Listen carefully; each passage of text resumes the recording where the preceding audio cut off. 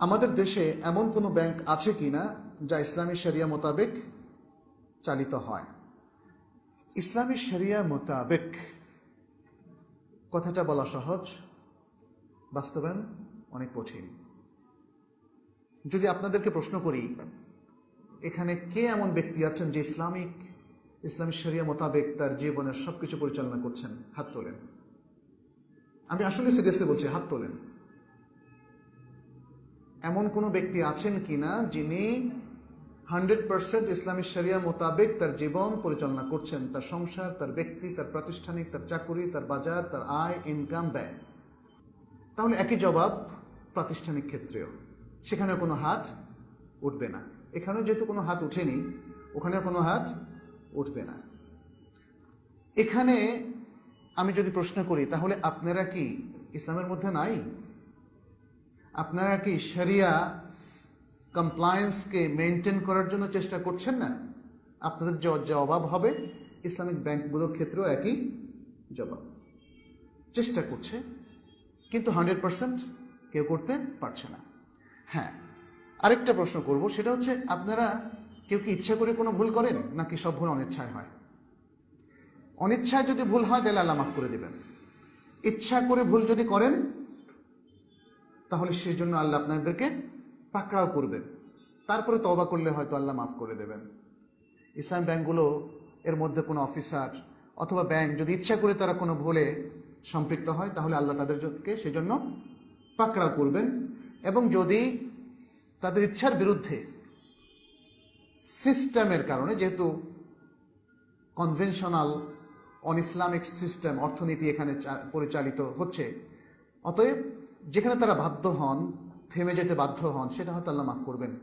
কিন্তু সুযোগ থাকা সত্ত্বেও, সংশোধনের সুযোগ থাকা সত্ত্বেও, যদি কোনো ইসলামী ব্যাংক সেটা মেনটেন না করে, তাহলে সেই জন্য তারা ধরা খাবে।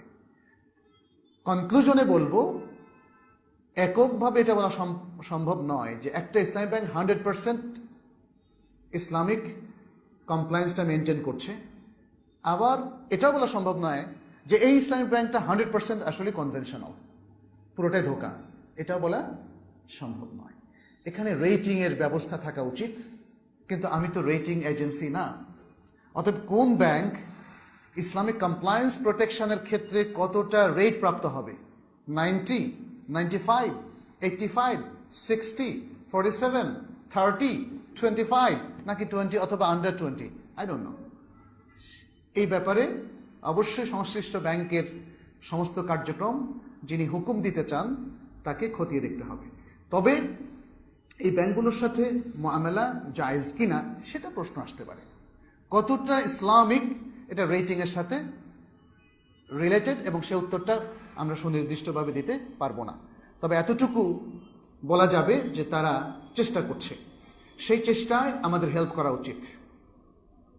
যে কোনো প্রতিষ্ঠান শরিয়া কমপ্লায়েন্সকে প্রোটেক্ট করতে চায়, তাদেরকে হেল্প করা উচিত।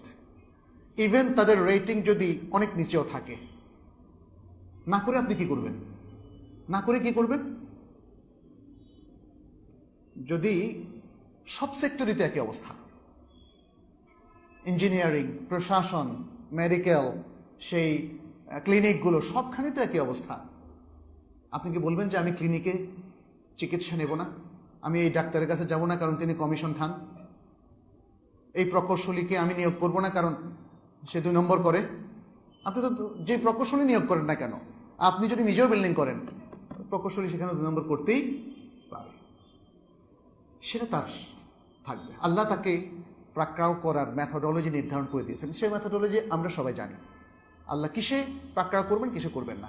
কিন্তু এই সমাজে চলতে গেলে আমাকে তো কোনো না কোনো ব্যাংকে যেতে হবে। তাহলে মন্দের ভালো যেগুলোতে, সেগুলোতে আমাদের যেতে হবে। যেগুলোতে শরিয়া কমপ্লায়েন্স মোটামুটি আছে, শরিয়া কমপ্লায়েন্স যেগুলো রক্ষা করে, তার মধ্যে যেটা রেটিংটা একটু বেশি বলে আমার কাছে মনে হয়, আমি সেটাতে যাব। দিনদারির রেটিং অনুযায়ী মানুষের সাথে আমাদের মামলা করতে হবে। যেমন ধরুন, এখানে তরুণরা কেউ হয়তো বিয়ে করবে, বিয়ে করার ক্ষেত্রে তার ফার্স্ট প্রায়োরিটি হচ্ছে দিনদার পাত্রী। তাহলে একজনের দিনদারির 90%, আরেকজনের 85, আরেকজনের 50, আরেকজনের 30। আপনি কি 30%-এর কাছে যাবেন, বা 50, 90% থাকতে? এখানে দিনদারিকে ফজফার বেদাতির দিন, রাসূল সাল্লাল্লাহু আলাইহি সাল্লাম বলেছেন। ঠিক তেমনি প্রতিষ্ঠানের ক্ষেত্রে যখন বাচ্চাকে স্কুলে ভর্তি করাবেন, দেখবেন যে কোথাও সে সঠিক তারবিয়াতটা পাবে, সে স্কুলে সেই মাদ্রাসায় আপনি যাবেন। যেখানে কম পাবে সেটা না, আপনার রিপুটেশনটা আপনার মেইন হওয়া উচিত না। ঠিক তেমনি ব্যাংকিংয়ের ক্ষেত্রেও বা ফিনান্সিয়াল ট্রানজ্যাকশনের ক্ষেত্রেও এই একটা মেথোডোলজি আমাদের ফলো করতে হবে। কিন্তু আমরা অনেকেই খুবই এক্সাইটেড, নাইসাম ব্যাংক সবগুলো ধোকাবাজ, এই সেই, ওটা হচ্ছে মাথা গরমের কথা। আমরা কেন এই সমাজে সবাই চেষ্টা করতে পারি না? আপনি একজন সচেতন নাগরিক, মুসলিম নাগরিক হিসাবে আপনি ইসলামিক ব্যাংকিং অথবা ইসলামিক ফিন্যান্সের পক্ষে কি আপনি দাঁড়াতে পারেন না? আপনার কি কিছুই করার নেই? শুধুই কি সমালোচনা করাটাই দায়িত্ব?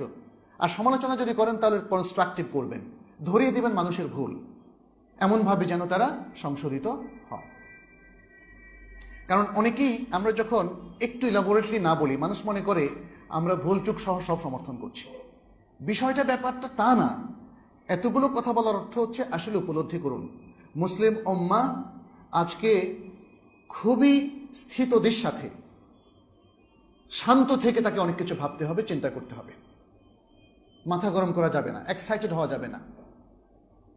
একটু মানে ব্যাসকম হলো বাস বিভক্ত হয়ে গেলাম, এক অন্যের প্রতি আক্রমণ শুরু করলাম, আজে বাজে বক্তব্য দেওয়া শুরু করলাম।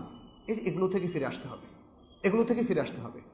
আজকে উম্মার আরো দুর্ভাগ্য তৈরি হচ্ছে এই সমস্ত কারণে। আপনারা সারা বিশ্বের চিত্রের প্রতি একটু খেয়াল করুন। নিজেরা একসাথে কিছুদিন, এমনকি যুদ্ধক্ষেত্র যুদ্ধ করার পরে দেখা যাচ্ছে আবার উপগ্রুপ হয়ে যাচ্ছে, এক অন্যের বিরুদ্ধে আবার লেগে যাচ্ছে। বাতিল কিন্তু এখানে উপকৃত হচ্ছে। আজকে ইসলামিক ব্যাংকিংটাকে পরিপূর্ণ ইসলামিক হতে যদি আমরা হেল্প না করি, তাহলে কনভেনশনাল ব্যাংক ইস্টাবলিশ থাকবে এবং আস্তে আস্তে ইসলামিক ব্যাংকিংটা কনভেনশনাল ব্যাংকে আবারও ফিরে আসবে।